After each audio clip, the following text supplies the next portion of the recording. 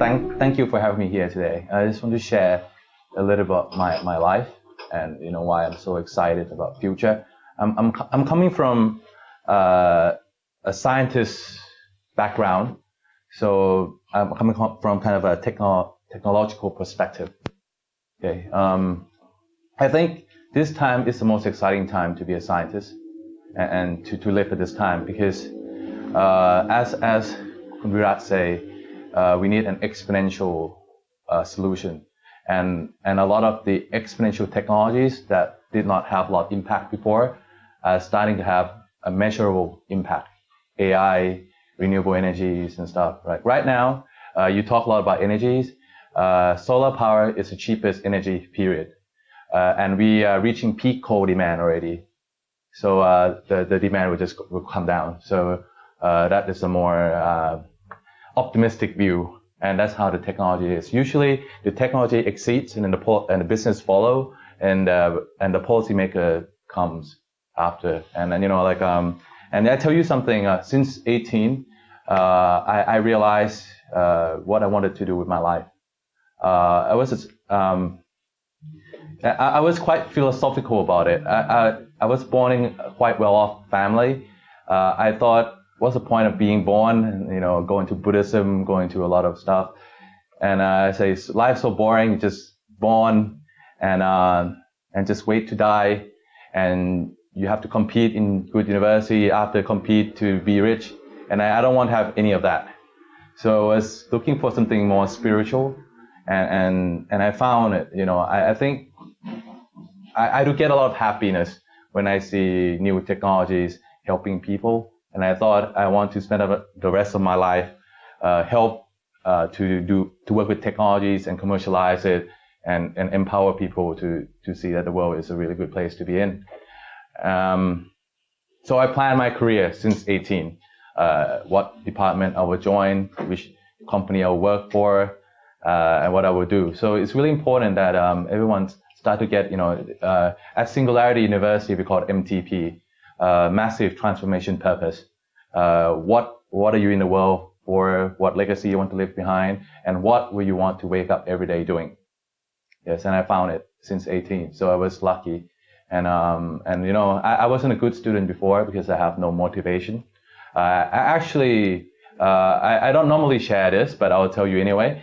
When I went to high school at Bangkok Patana School, and I did really bad in exam. I couldn't join a single university. I need to do a foundation year. So effectively, I repeated a year, and then I was an underdog, and then I thought, hell with it, man. I'll give it my all for once in my life.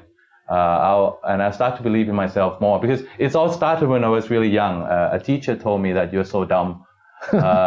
You will never be anything in your life, and I believed her. And so I was, going to school, waiting for 2 p.m. So when I go home, and I lived my life like that. And suddenly, I joined a lot of, I read 7 Habits of Highly Effective People. I joined Landmark Forum, and I decided, let's try to do something exciting. Let's, we don't have one life. Let's try. And then afterwards, everything accelerated. So, what you are before doesn't predict your future. So, because you guys are so young, so I want to make sure you don't make the same mistake and waste time. And now, I'm doing all the IQ tests and, and all the pre-pack, all the fingerprint and all that. I would get really high. Yes. But then, see, before a teacher told me this and I believed her, and I didn't really fulfill my potential. But I tell you again, I'm not a professional speaker. I don't like to speak in public, but then I think it could be useful. So now I'm forcing myself to, even SUT. I don't like to speak. I'm not Elon Musk. Who am I to teach you guys what to do? Yeah. So, but anyhow, okay, I'll share with you why I'm so excited about the future. So, this is my background, right? I started after I did my foundation year. I went to join Manchester University. I work on biofuel cells. And I love Manchester United, by the way. So hopefully no one support Liverpool here, because I'm officially Gong Chang, Liverpool, of Thailand. So any team against Liverpool, I cheer them. Okay, anyway, so what I did here was, human, when we create energy for ourselves, we just eat food, sugar, protein, and then we can create energy. The temperature doesn't have to be high, like 1,000 degrees. This one is only 37, so it's similar to human body temperature. So I'm trying to create a living electric generation system here using nanotubes and enzyme. Yes, and at that time, this is graphene.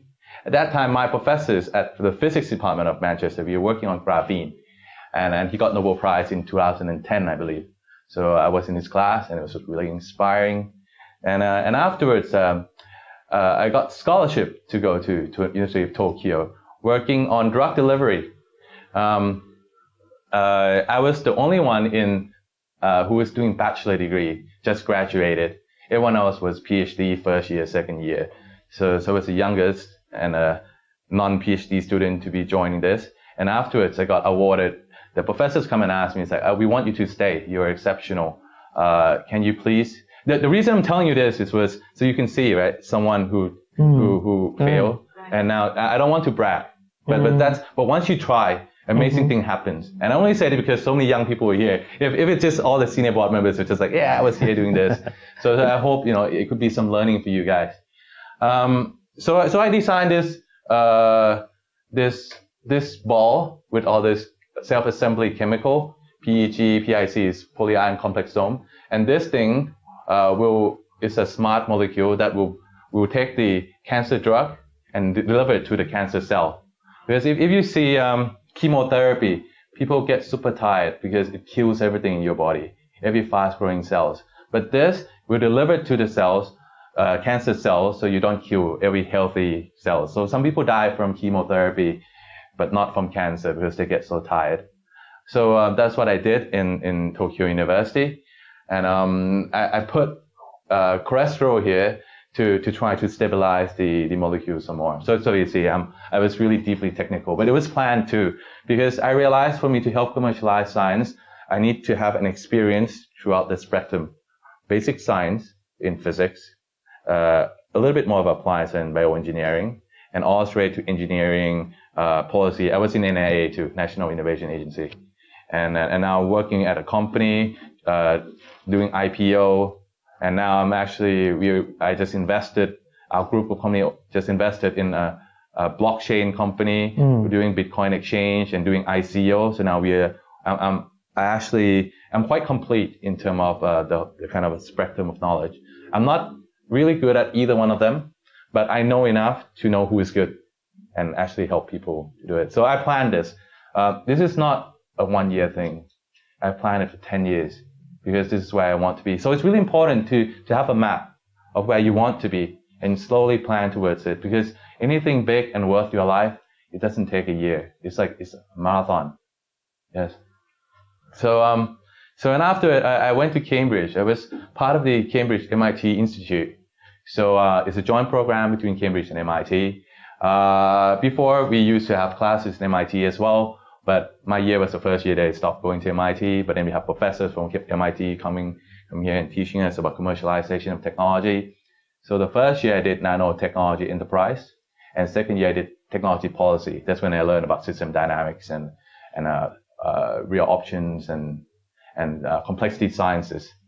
Yes, so I was in 4 departments. I was in Department of Physics, I was in Department of Materials, Department of Engineering, and the Judge Business School.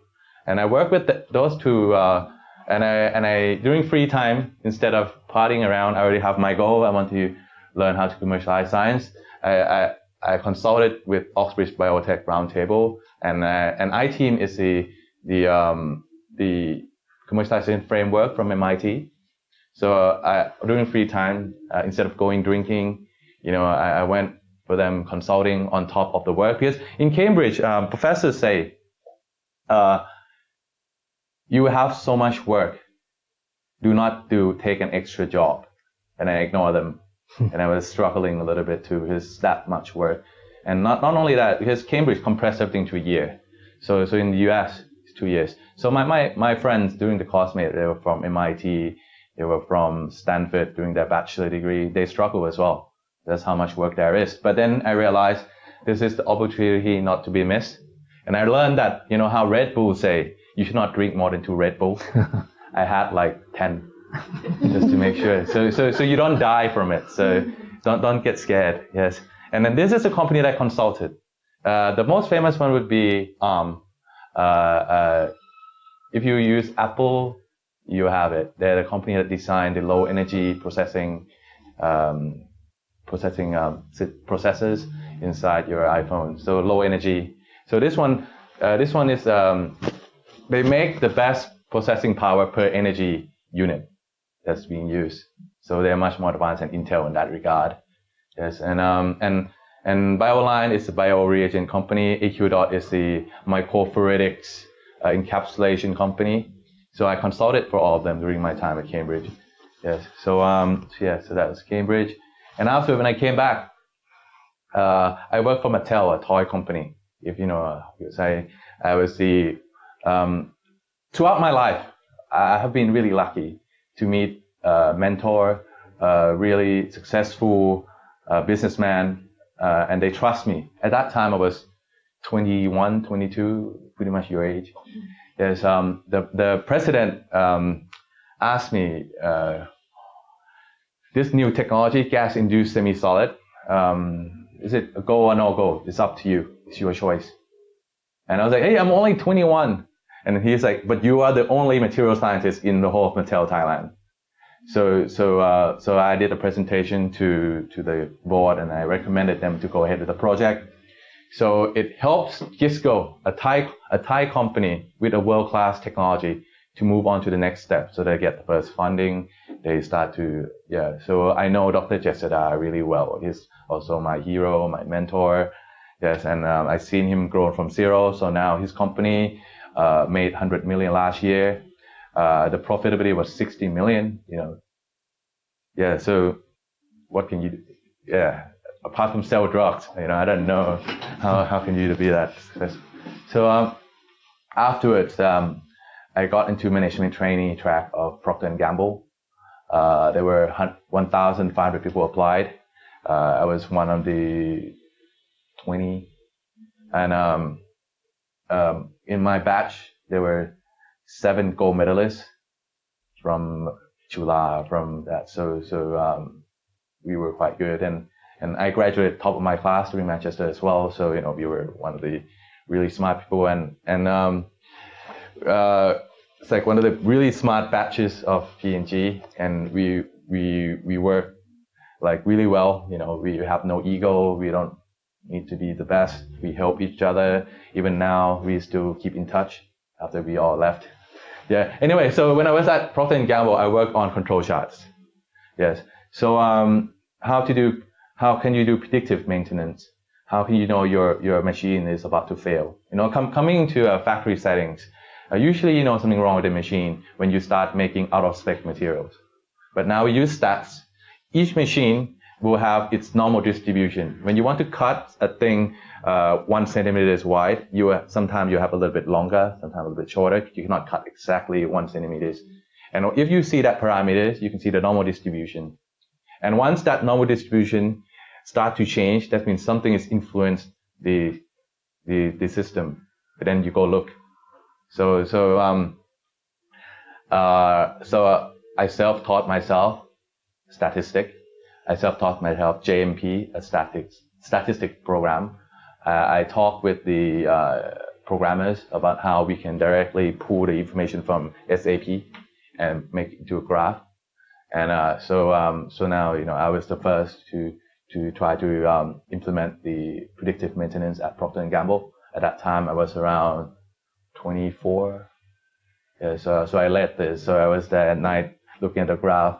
And I hate SAP, I was like, I hate statistics, but the chance came and I tried and I self-taught myself to do this. And now I'm leading, I'm now working for my dad, the boss, the big boss is at Siam Rajthani. This is our new building. We are quite diverse group. We have recycling, so we work with Procter & Gamble to try to recycle their shampoo waste, and work with food manufacturers to make their waste and turn into fertilizers instead of going to landfill. We have company making polymer compound. We have a company making packaging, flexible packaging, shrink label, heat transfer. We have a hospital. 20 of my family members are medical doctors. And we also have an IT company, outsourcing an IT company. We supply drivers, we supply admin to companies. We have car leasing, car rental, we do gardening. And now we are working with a company in Ireland to form a digital transformation consulting with a proper framework of how to help company utilize the exponential digital revolution. We need a proper framework because I've been to a lot of digital transformation consulting. They do not have a proper framework in place. It's more like someone who work in IT company and think this is how it should be done and do it. So this is so that's what I'm doing now. So now and this is me. This is part of now I'm also the chapter ambassador of Singularity University. I think after this slide I have explained what is Singularity University, but this is Kun Ko Chanon of Ananda, CEO of Ananda. He is the CEO of SCB that invests in startups. We have a SAP Asia Pacific CEO, and we have the person who look at new tech from Deloitte. So I was looking at this sometime I'm still a bit surprised. As I'm the youngest in this group of people, I went and gave talk to like 80 news agent. And I would have thought I don't think this was possible.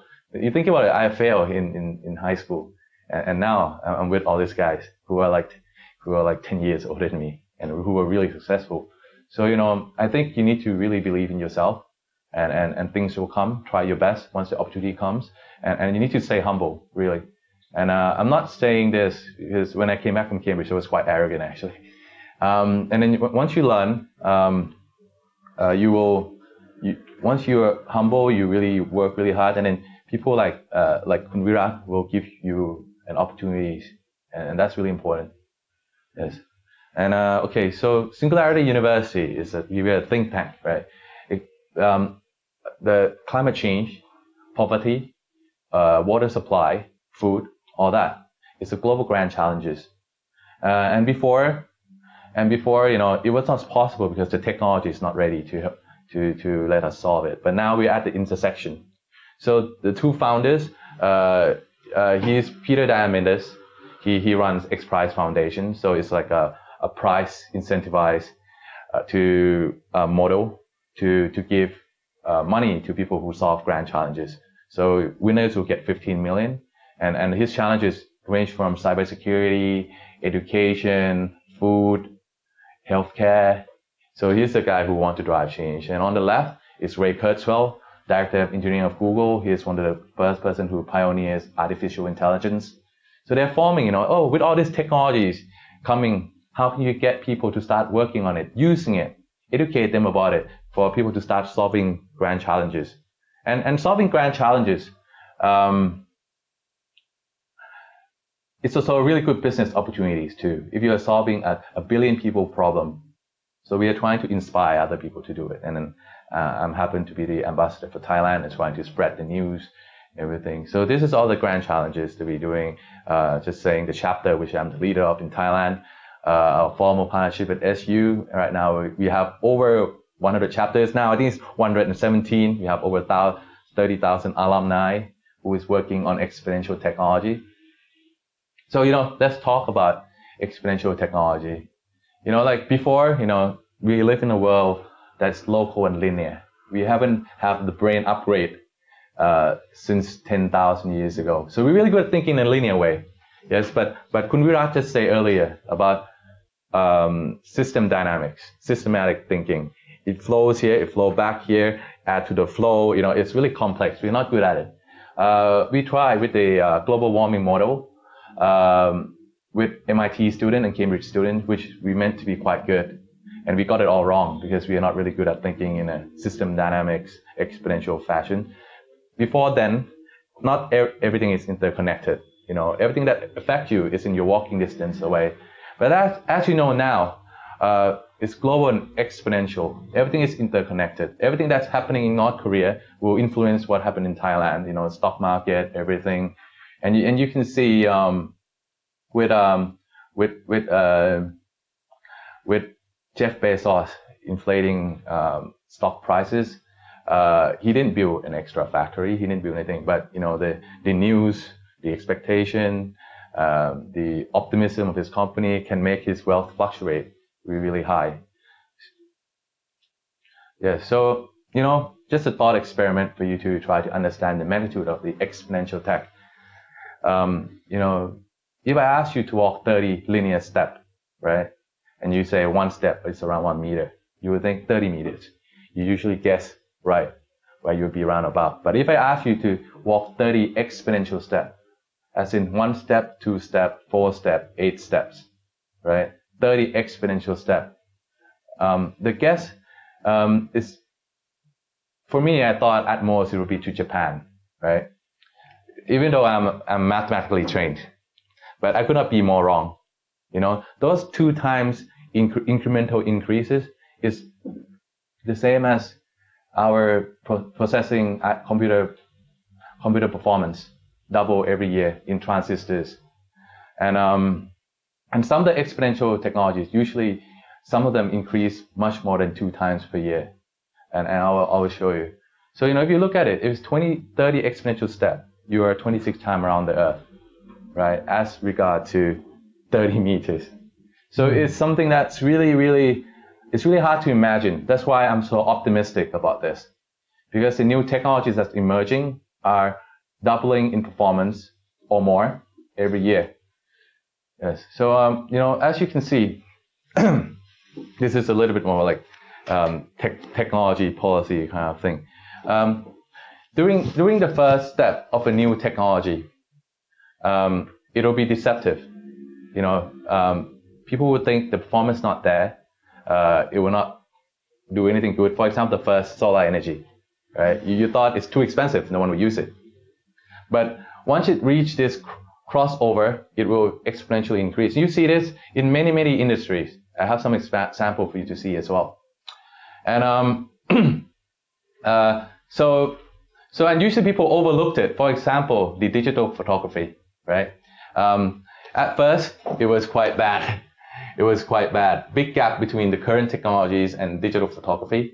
But it's doubling in performance every year. And suddenly the resolution of the digital photography become good enough, and then people stop using traditional chemical-based photography. And if you can see, usually when it's called exponential, and then it will become linear, right? So all the technology, the computer from before, it used to be exponential, become linear. So a lot of the time, you need new technology will need to be around to keep that movement at exponential. Yes. So you can see this is the beginning, and now it's linear off, and then the new technology will come along to keep it at an exponential. But this is so small, like a lot of S-curves stack up together. And right now there are more S-curves coming more than ever before. The technology being replaced by a new technology, it occurs all the time, right? We didn't move out of Stone Age because we ran out of stone, right? Because technology is improving and there's a better way to do things. So this is classic, right? Moore's law, double in performance of IC, integrated circuit, and computer power. You can see electromechanical, relay, vacuum tube, transistor, and IC circuits.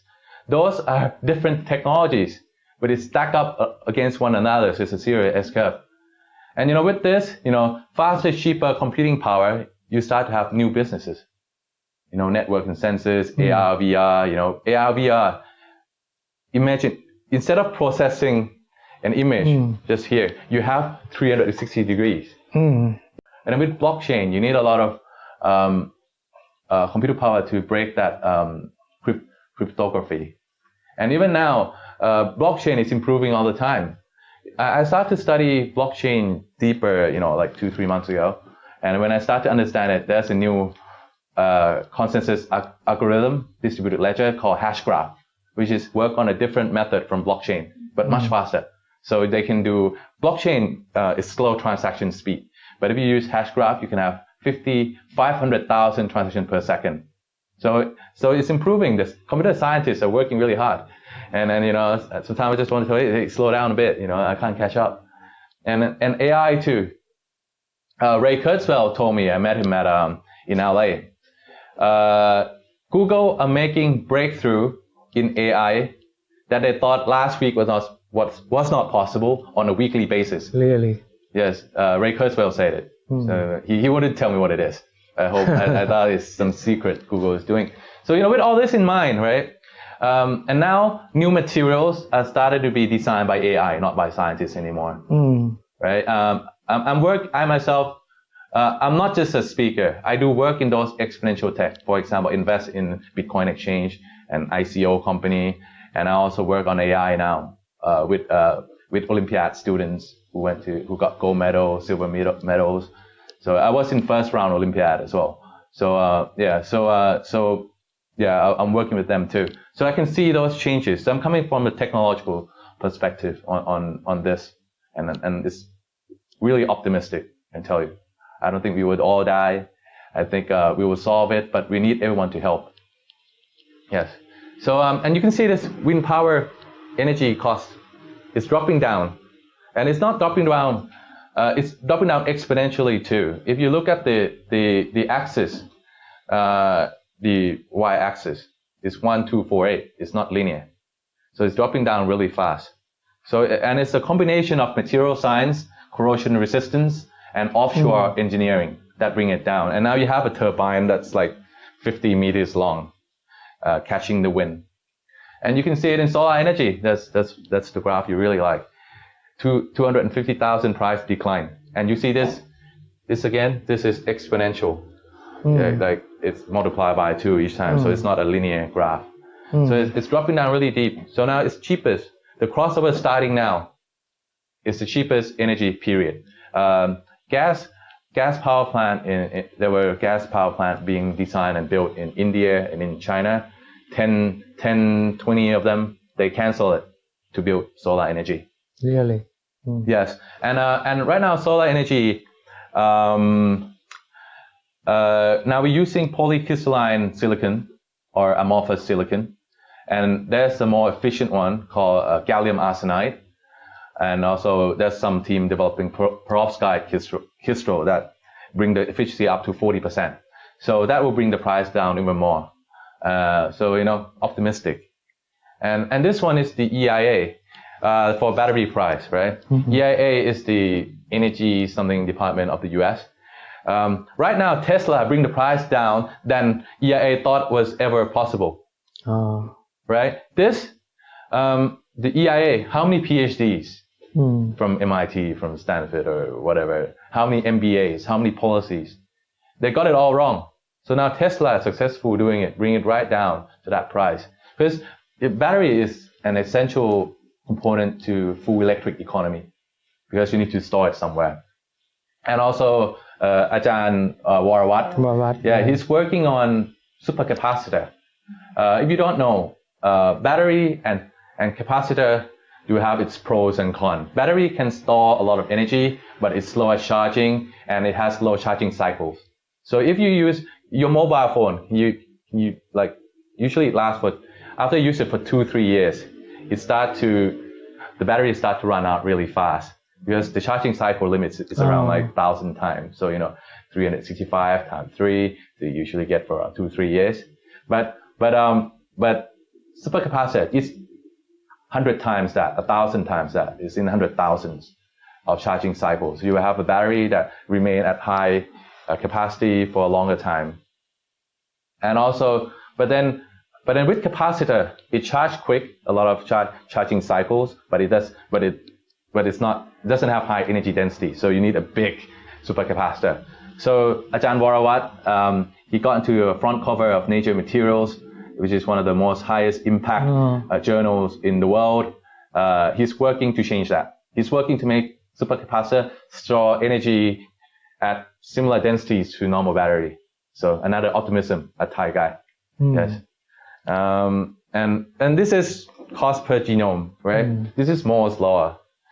The cost for full genome sequencing completely destroy Moore's law, right? So now we start to sequence right down to the fundamental understanding of all the living organism. And since it's so cheap now, we can do it to almost everything.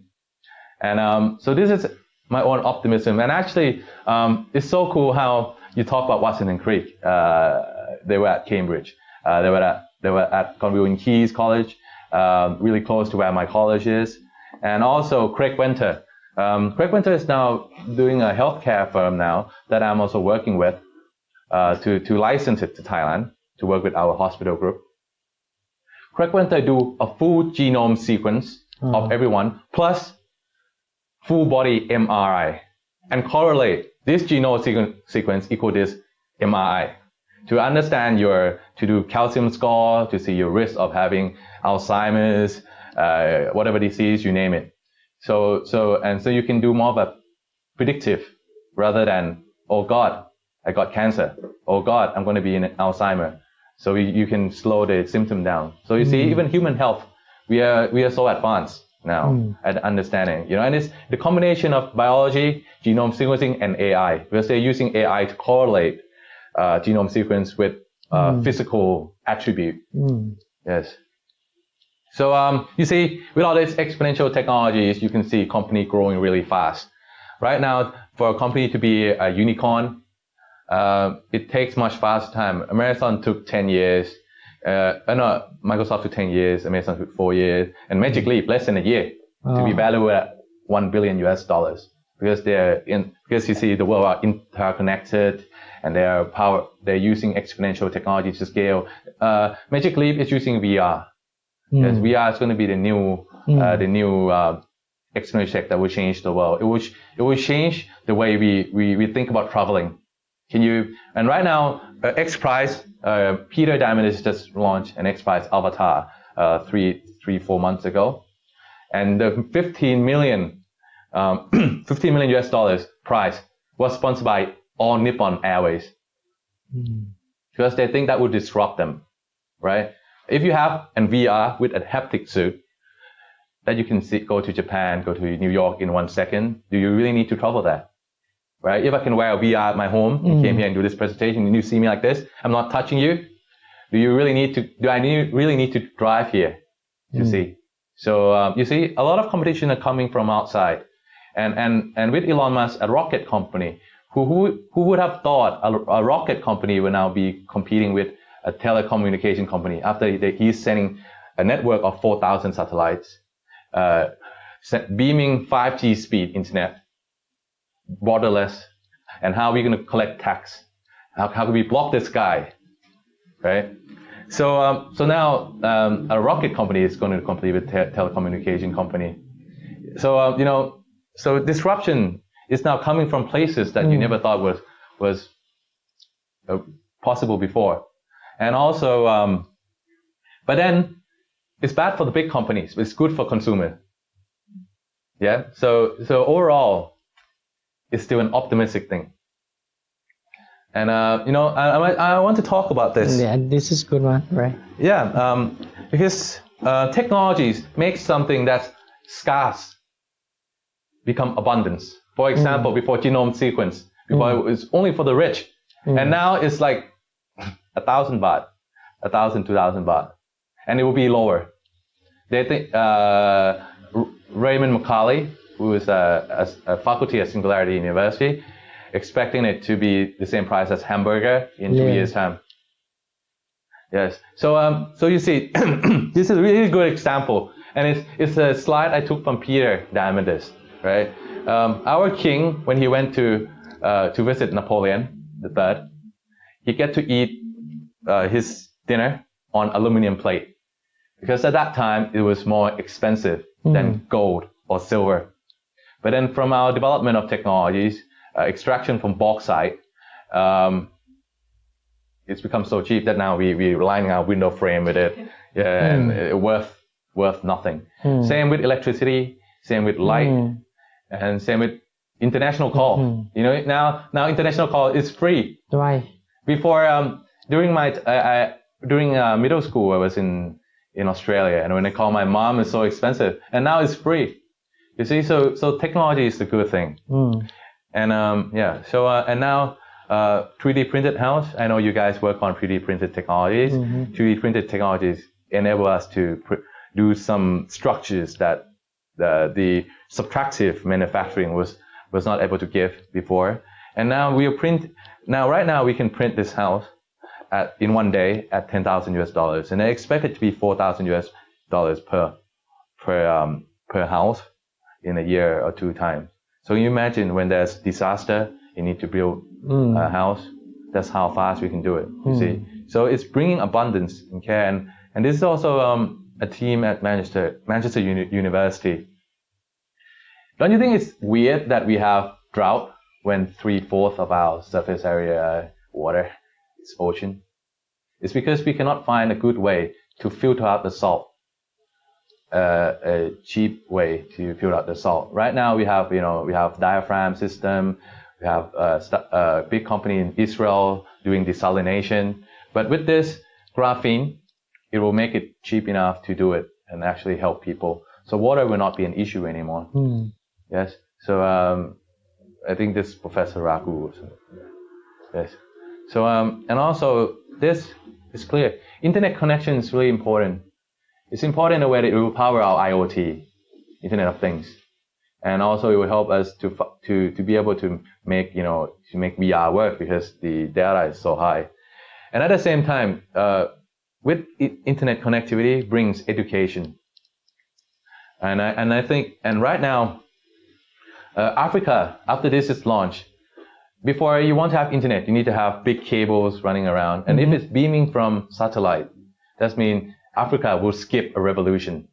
They will no longer need to lay down the cable. They will straight away get access to the 5G connection speed. That will have an educational program powered by AI. It will be all tailor-made. They will see when the student make a mistake here, the best way is to make them follow this worksheet to train them to increase their ability better. For example, for me, I take quite long to understand things in the beginning because, for example, when I did physics, I need to be able to derive all the equations. So I fully understood it. And if I don't do that, I don't have the confidence to just accept it that's the way it is. So for me, I am a slow learner. But once I crack through that, I truly understand how things work. And I usually can do the most difficult question in a year group. Yeah, and then you get prize for it. Yeah, so at first, it would seem that I'm a bad student, but then the AI can help solve all that. Yes. Anyhow, so this is one of the X Prize to send a tablet with an AI enhanced educational program to Africa, so you could teach them to be literate. So so we're gonna get the African continent involved, right? Some of them will be physicists, some of them will be physicians, some of them will be biologists, and they will contribute a better place and to solve grand challenges. So I'm really optimistic, right? I'm super optimistic. And you see, it's just another example of how technologies are making the world a much better place. All this in one phone. Right. Yes, dematerialization. Yes, and and you see this, right? Before, we don't have the technology to actually share stuff. Right now you have Uber where you can share rides, right? Why have a car that you just use it for 8% of the time and the rest of the time parking? Why you have a house that you have 3 houses and the other 2 you hardly use? You can rent it on to Airbnb for a lower price. Yes, so and why? And personal finance. This is what I like the most. Peer-to-peer lending. They're using AI to analyze your consumer, your spending system, so you can have access to loan that before banks, without a company, without a security, you cannot loan money to fund whatever you need. So now you're having all this companies trying to make something with this much barrier and lower the barrier so people can have access to finance. And blockchain is one of the way that we can make to make people financial inclusive, because you can do micro payment, nano payment with it. I can send 2 baht to Africa for free. Before 2 baht, the bank would charge me 1,000 baht. Right? So now the banks are really scared. So you have a lot of new opportunity arises. And I don't know if I have a lot of time, but I was please take your time. Yeah. So Airbnb, right? It's just come. Right? It's just 5 years, right? And now it's getting disrupted by blockchain. Airbnb gained its money from commissions and blockchain is saying we will do zero commission using blockchain technology. And this is it. And looking to book the perfect hotel for a night stay? Well, guess what? A big sum of your payment goes directly to the middleman after you process the payment online or in person. That's right. When you spend $100 for a hotel room, $3 goes to the credit card company, between $15 and $20 to the booking site, another $1 to the management software that synchronizes the booking calendar, and finally, the remaining $81 to the hotel or the property owner. This means a whopping 20% of your funds go to the middlemen who add little value beyond the original purchase. Why give away 20% of your personal funds to middlemen and commissions and get charged hefty fees for absolutely no reason? Wouldn't you rather spend it on a piña colada, an extra meal, or the movies? That's where we come in. Introducing Lockchain. Lockchain is a 0% commission on revenue ecosystem that substitutes all middlemen. Through blockchain technology, we provide an instant, safe, and advanced engine for managing bookings, payments, availability management, and all the other processes involved. This way, hotel and property owners can receive the same amount of money while clients can enjoy up to 25% lowered prices. All other forms of payments will also be accepted, whether cryptocurrencies like Bitcoin, Ethereum, or traditional like the US dollar will have a slight commission ranging from 1 to 3%. But if you buy our lock tokens, you have an immediate payment method for your hotel booking in our marketplace, while simultaneously raising funds for our project. Since lock tokens are a native part of our ecosystem, we can provide a big fat 0% in transaction cost to you. Isn't that wonderful? Enroll for the pre-sale that begins on the 26th of September and enjoy a heavily discounted price of the lock tokens, which can immediately be spent on booking hotels and short-term rentals. ก็อยากให้เห็น real world application ก็เลยครับผม ทีนี้ครับมองว่า disruptive อะไรที่มันให้ what you perceive in say from 10 years 50 years from now what would be the most disruptive technology that could come in AI by far in what particular area every area AI now is reading I'll show you computer vision later and the AI company we're working on I'll tell you too. So it's next slide. Can I get back to that? Yes. And this is something that's really refreshing. I met him in LA as well. Sebastian Tarun. He was a professor in AI and computer vision at Stanford University. And at the same time, he's working for Google on their autonomous driving vehicle project, Waymo, right? He tried for fun putting his course online, so other people can join the course, right? From his course, yes. And I think you like this too. Yes. And he invites other students to take his course to submit their coursework. And guess what? Top 30 people who submitted their coursework were not from Stanford. They were from Indonesia, Vietnam, Sudan, Somalia. You know, so he sees that there's so much potential in this world. If you only have a will to study, and he wants to unlock it, so he quit Stanford and just work full time on Udacity, making nano degrees, making the content as good as possible. So you know, I tell you now, location is not an issue. It's your heart. Were you willing to, after work, go into nano degrees instead of going to like pub, bars? You're willing to spend that money instead of buying Louis Vuittons, Hermes, Patek Philippe, and actually invest on a really interesting game of making the world a better place and solving grand challenges. So it depends. I get more kick from that. So I don't like cars. I don't like watches, and I'm just trying to try to solve some of the grand challenges. It's a lot more fun. Trust me, you can try. And Recult, it's really interesting too. This is a Thai guy, by the way. He went to MIT. He's using satellite image with machine learning on the weather patterns and the historical data on the output of crops in that area to give a farmer a lower loan rate from the banks, right? Because right now, the risk premium in a good area, in a bad area, they pay similarly high risk premium. But if you are in an area where you have low risk, why not have lower interest rate on your loan?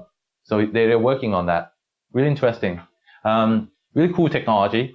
But I still don't know the result, whether it really works or not. They're still new. But at least it's using exponential technology to make the fund more accessible. And also, you know, drones are now saving people's time.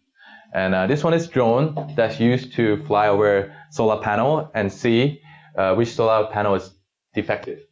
And you don't need to use a visible light. You can use UV, IR, you know, depends. And you see a lot of different patterns from that. And this will save time and, you know, so, and drones are now doing dangerous work. Instead of fixing this high electric cable, people climbing up, you're using drone to start doing it now. So China is a leader of this, much better than America with the DJI. Yes. And you know, like this robotics improving really, really fast. 4 or 5 years ago, there's this really dumb robots, right? Is it Spot Mini or Spot something from Boston Dynamics? And when you see, I think I'll show you the video now. You see this? Now it's that. So the movement, the mechatronic is improving really fast. You look at that. The move.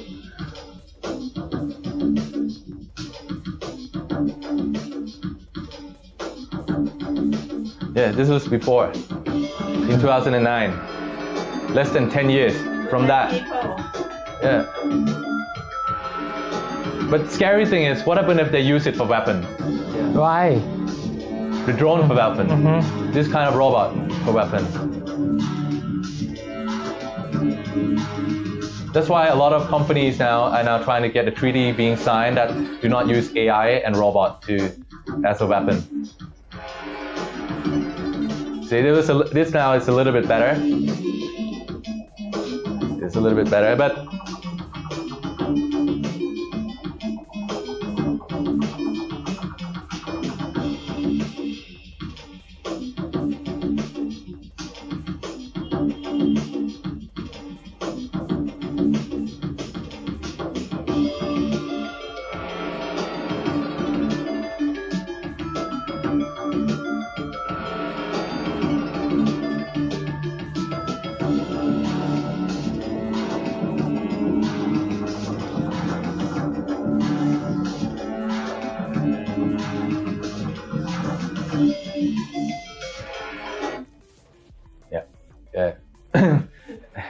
so it's improving exponentially.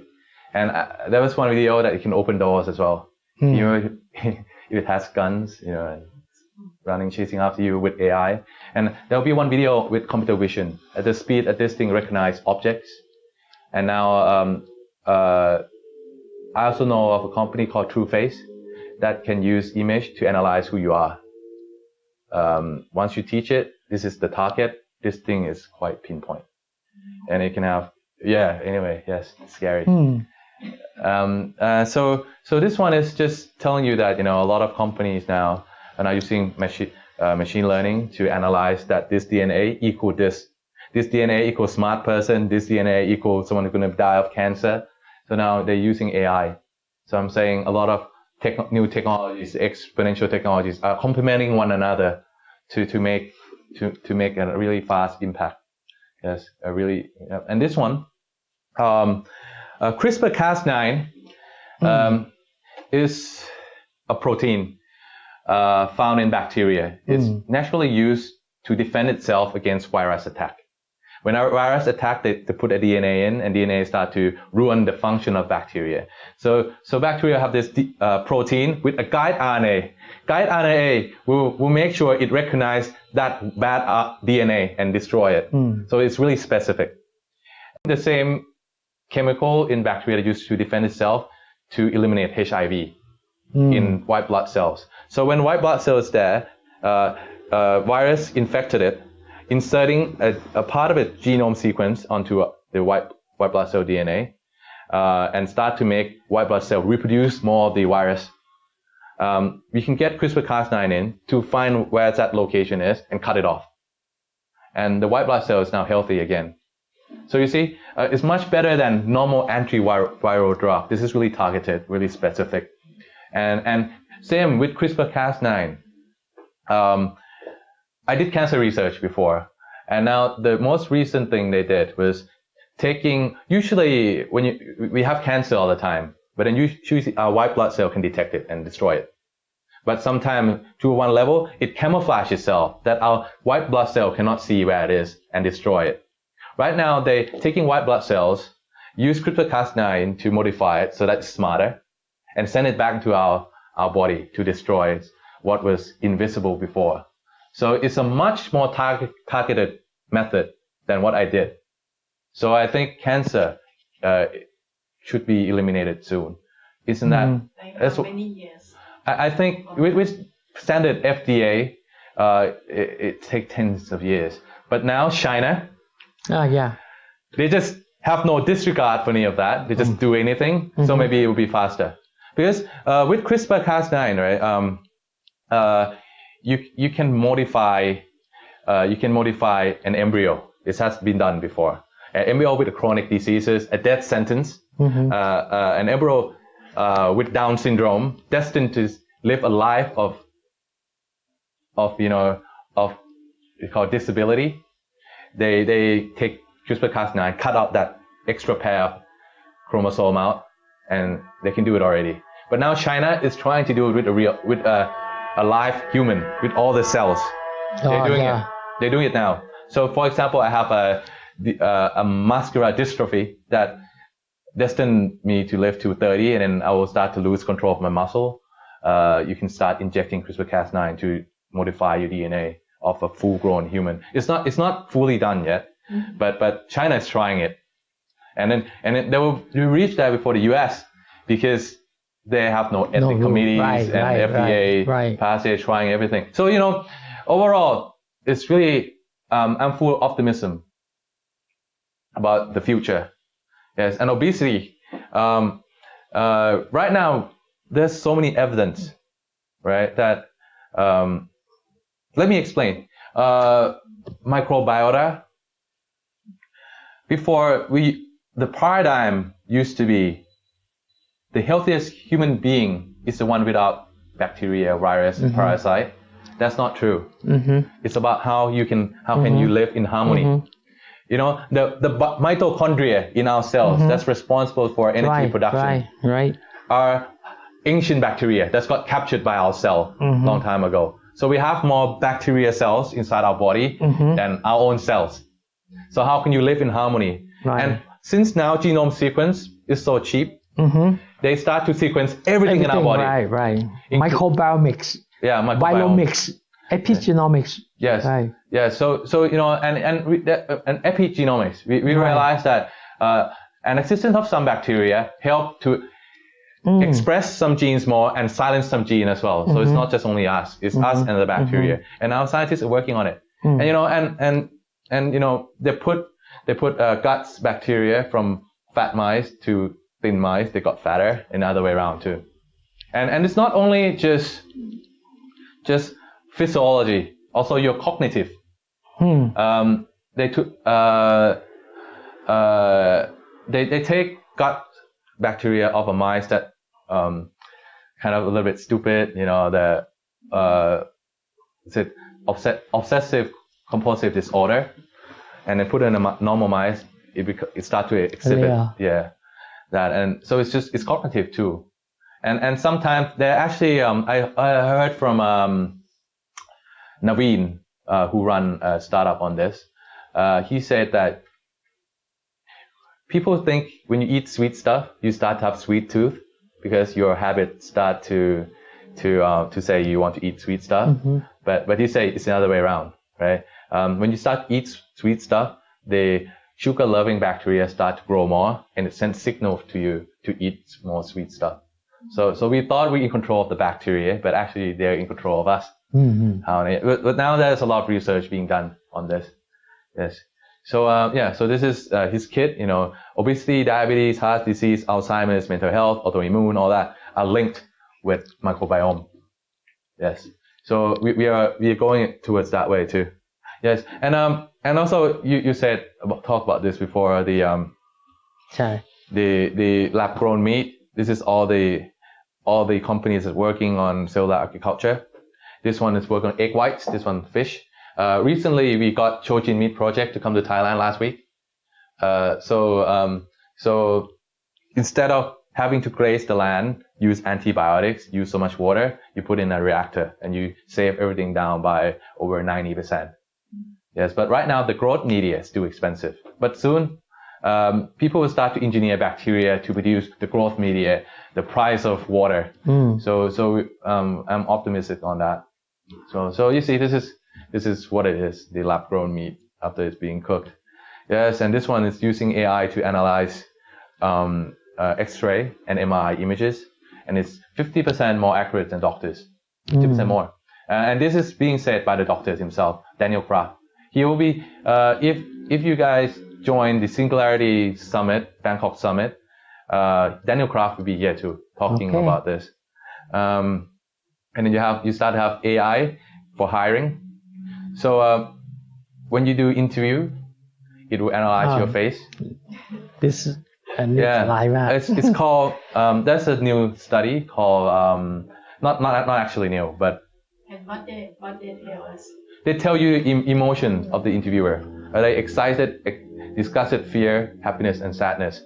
There's a thing called micro gestures. It's happening at 1/25th of a second, and it's the movement of your muscles, and it's not culture related.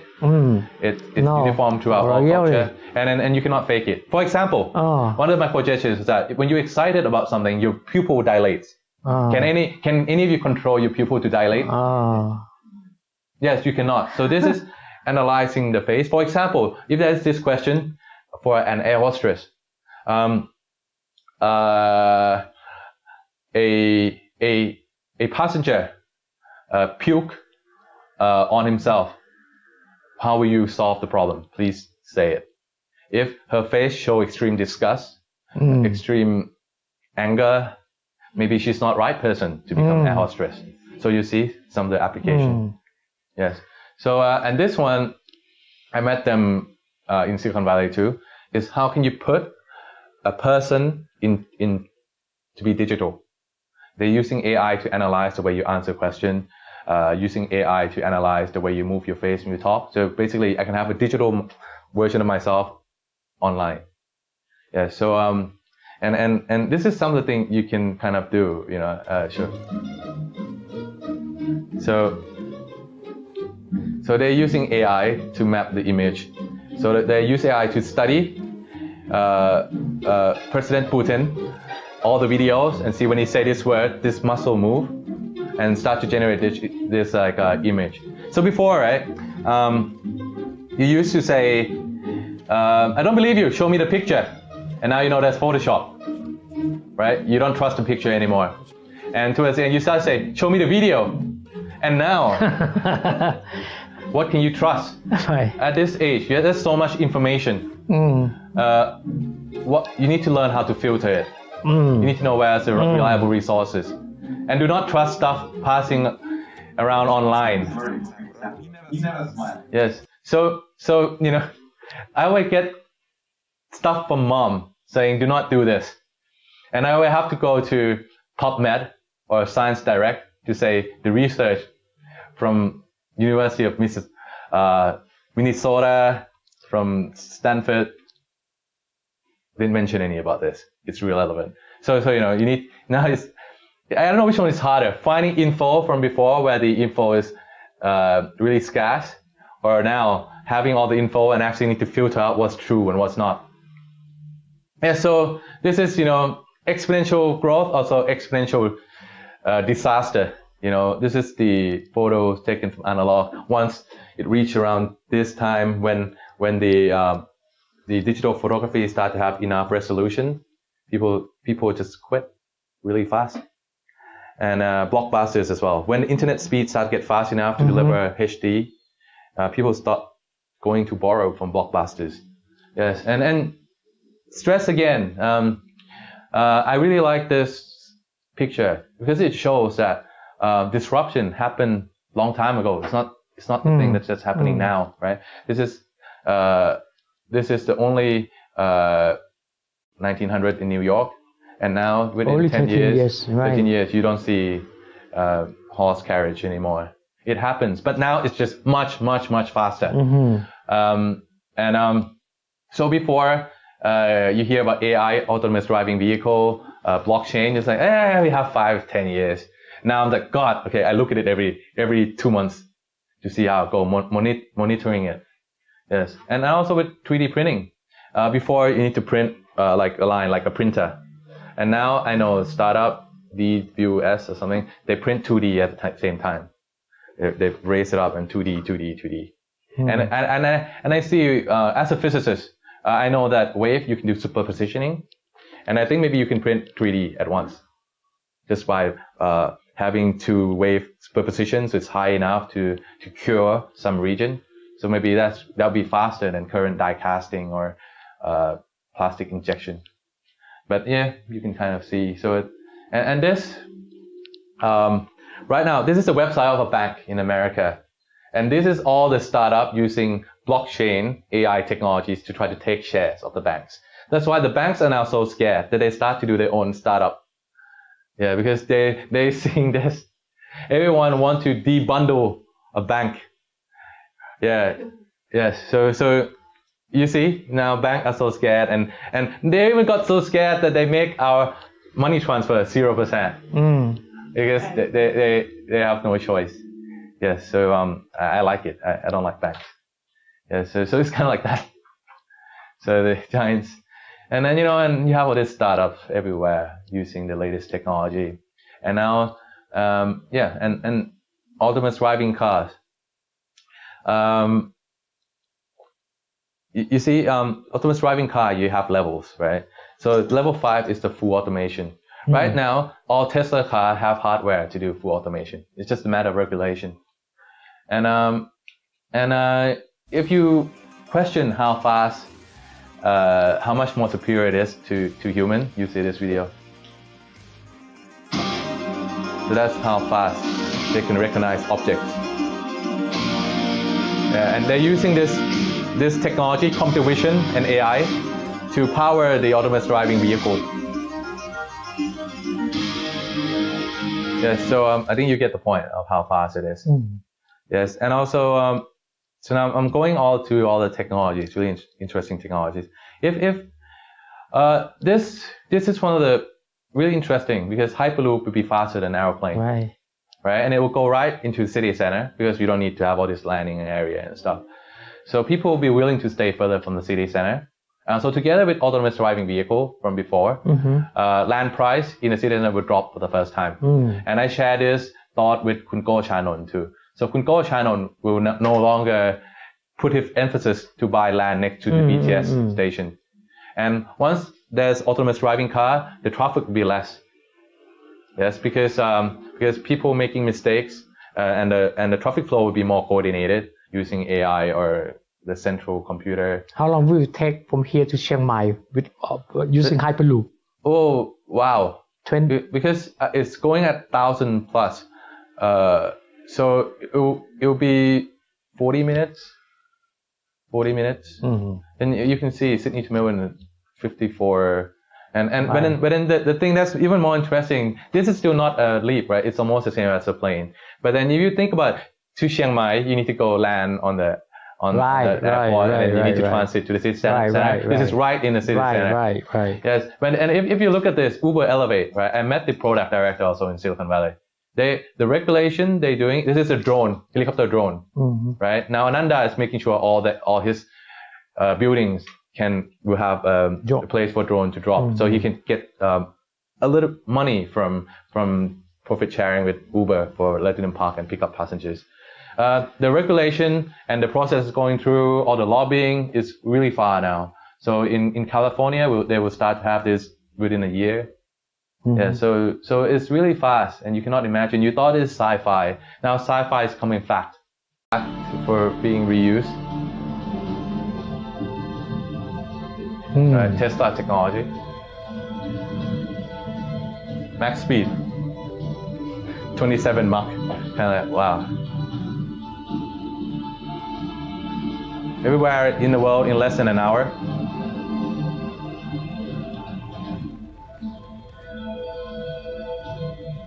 Yeah. 39 minutes. Yeah, so right now there's some issue with G-force. Right. When you go down, up and down, can human really stand that G-force? But I think if they map the trajectory carefully, I think we can get away with it. But everywhere in the world for less than an hour. So and people are working on this, and the technology now is with increased AI ability, processing power, and also this. It's a company set up by Peter. He's sending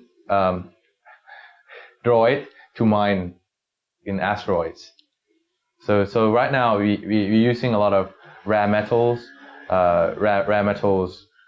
for IC production, and it's running out. So he's planning to use this drone and get it from outer space and bring it back to Earth to produce computer chips and stuff. And also those kind of asteroids also have a lot of water, methane, and all that. So we can use it to refuel rockets in space, and doesn't have to come back to Earth. So that will complete our space exploration. But it's the best time to be an innovator. Everything is getting cheaper. A lot of free library. TensorFlow, they have free AI library. You start to have, instead of having a server, you can rent it using Amazon Web Service. You don't need to own your own server. Mm-hmm. So the barrier is getting a lot less. And also in manufacturing, this is before in 2005 million to do startup. Now it's 5K, and probably even less now because this thing is exponential. This is startup that help restaurant to have the full stack of digital transformation, and they charge a small percentage of revenue. So a lot of technology is now making it accessible to poorer people who wouldn't have access to technology before. 3D printing, instead of having a mold, you can just print it out. And now, as Dr. Bunrat said that right now 3D metal printing, you can get 99% integrity of a conventional. You know him? I know him, yeah. Oh, okay. Caltech, yes, I know him. Oh, okay. Yes, and also management. There's also many kind of management to help us to manage the fast change. Yeah, so it's also in business too. And you see, fun. Right now, if you have good project, you can do crowdsourcing. And crowdsourcing right now, there's just a project, right, that raised 6 million, then they ran away, no product, right? But in future, if it's just blockchain, his crime will link with him forever. People will value what they say more. Yes. So you see, you start to see all the different technologies, bringing more trust. When there's more trust, the price we pay to make sure people do what they say decreases, and it's making us a lot more efficient. And and this again, I want to leave this. This is the most important, because even though I work in frontier technology as a researcher before, I used to think that the world is becoming a worse place. I start to think that should I have kids? Because you can see crime everywhere, you can see terrorism and all that, but that's the news. We pay 10 times more attention to bad news and good news, and news are doing it, so we consume it like a drug addict. So once we consume it, they can sell their news, their media, but it's not true. And even I, a scientist, I start to feel through social media, through everything, but in reality, we have this point called amygdala. It's the thing that amplifies bad news.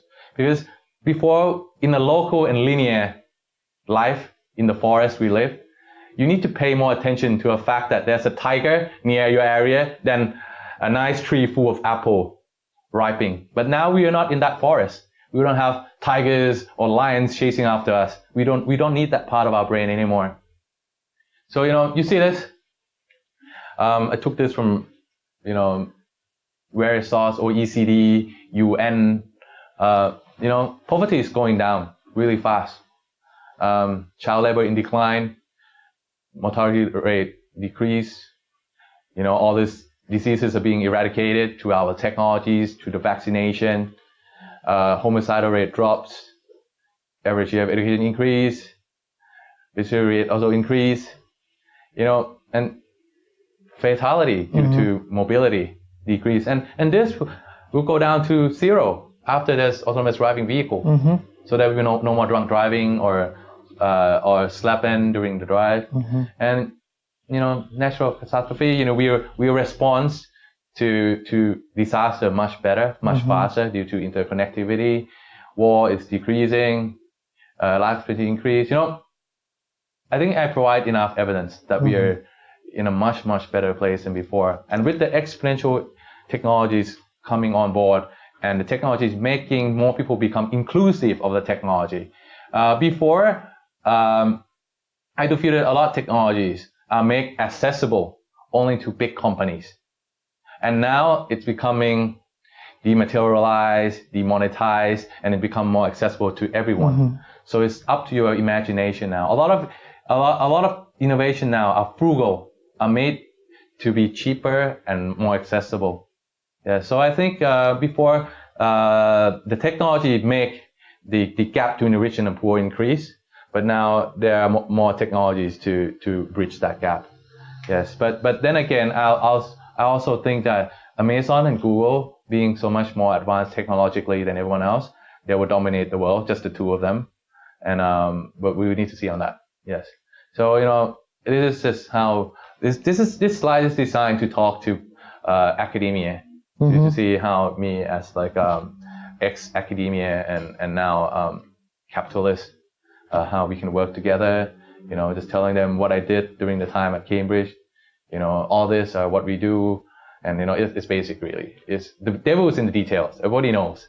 Yeah. How can you? You went through this with Dr. Bulat, right? I mean, have he seen this? Yeah. I've talked to him all the time. Okay. When I declare I want to do this, I talk to him too, and he's an important part to what we do. And in future, when we start to invest, we probably need him to be our expert, help due diligence in 3D technology and all that. Yes. So I'm in. I know all these people. If the technology is good, I can create a project, help them look in engineering. Because when I was at Procter & Gamble, I do feasibility stuff, so I know how industrialists think. And I'm also part of YPO. YPO, there's 25,000 of us, and combined revenue is 6 trillion between us. So 4 top 100, half of them is in YPO Thailand. So So that's how I know Primago, Branda, Kun Art is in there. Yes, and he's a lot of people now, and I'm in YPO for less than 8 months, and from my technology background, the YPO made me become the assistant learning officer. So now I am planning curriculum to teach those legendary CEOs about technology. Yes, and I'm one of the youngest in YPO Thailand, and the youngest in the XCOM. Yeah, so I have access to all these people, and they believe in technologies. They start to care more, and so it's really an exciting time for Thai scientists. And like again, I talk about MTP a lot, right?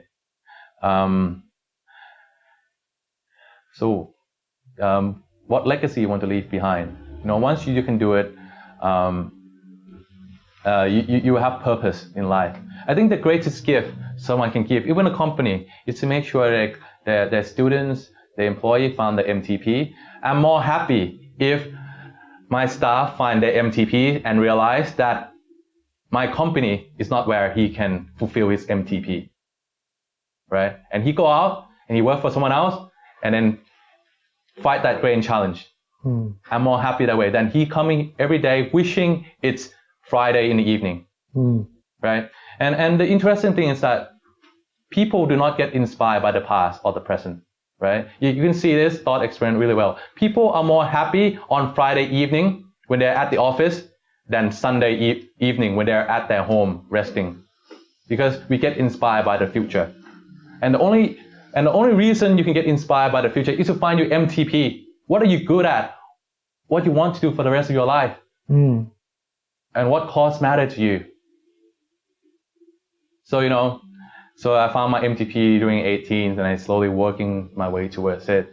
I could fail, but I would be more sad when I'm 80 and realize I have all these goals, but I didn't fulfill them, didn't try. And and this is the concept. Once you find MTP, think about moonshot. Moonshot is 10x, not 10%. The reason I talk about moonshot is that, for example, if you design a really cool product, right, and you just think about 10%, you will join SME TTAC, and hopefully people will see your shows and buy, right? But you think about 10x, you will go to Kickstarter, Indiegogo, start to apply to all the startup incubator in Stanford, in Oxford, in MIT, whatever, and try to sell to the world. Much, much bigger tool at your disposal.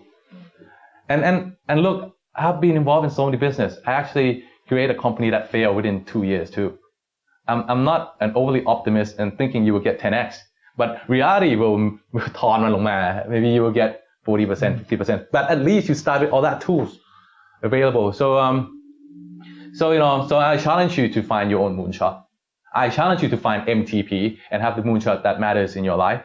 And you're here with Kun Virat, who's so super supportive, who's willing to send you across the world at the top business school, and do not expect you or make it obligation you to come back and work for him only for the rest of your life. So you're in a really good hands.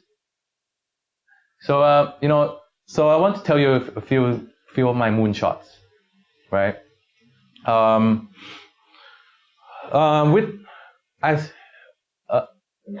Yeah. Thank you. คือพูดเยอะมาก I'm nearly done. So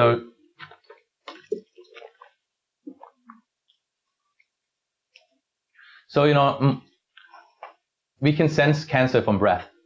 And we use AI to process the signal. So in future, we can have one of those machines in everybody's house, and we can help you look at your health. Cancer, diabetes, cystic fibrosis. There's so many biomarker from your breath that we can tell what disease you are having. So you will find yourself with cancer level 1 rather than level 3 and have 5 months to live.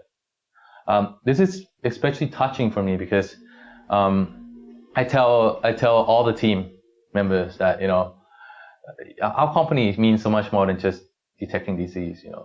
We effectively putting grandparents at their granddaughter's grandson's wedding, instead of having just their photos. Like for me, my granddad passed away from cancer 3-4 years ago, and I love him to bits. I wish he could be at my wedding, but but unfortunately he will not be there. So we are much more than that. So this kind of thing drives us. We have meetings every Sunday because everyone still have full-time job. We start to do first product. When we have cash flow, we start to raise funds to get people here to do full-time. And I make mistakes before, right? Startup, SME, big companies, company in stock exchange, company, multinational companies do manage themselves differently. You can never run a big company using SME strategy and vice versa. Just like you can never run, Al-Qaeda can never manage their troops like American fleet does and vice versa. So we are really working this from my failure experience, making a startup fail to start slowly, taking steps really carefully, do not implode, do not explode, do not increase the capital expenditures or fixed costs. So I'm learning. Yes, so this is what we're doing, and we will enter the market first using an indoor monitoring because it's not about health. So there's less regulation barrier. We're talking Hatari Electric now, and maybe we'll go to Mitsubishi or Dyson. And right now, under the ceiling, there might be some water pipe leaking, right? And it starts to have mold and everything here, and start to spit out cancer-inducing agent or some chemical that make your health become worse off. But then you don't know that it's there. Our sensors can sense it. The volatile organic compound released from those dangerous microbes. And, yeah. Yes, and another one is that we invested $1 million into this Thai company. The CEO of Garena is there. We have Goldman Sachs ex-director also there. We're all young, early 30s, and we think blockchain, distributed ledger, will increase financial inclusivity of the people. For example, I can do QR code and say donate to me, right? You can go straight direct to him to scan through cryptocurrency instead of going through the banks, you're going through the NGOs, and I don't know whether it reach there. So we can create this ecosystem. We think we create a greater financial inclusivity. That's why we're doing it. And this company have Bitcoin exchange, have a community, Siam blockchain, and we also do ICO service, and also we're going to invest in company using blockchain to bring the price down and make it more accessible to everyone. Yes. So that's another moonshot. And another one is that you talk about team.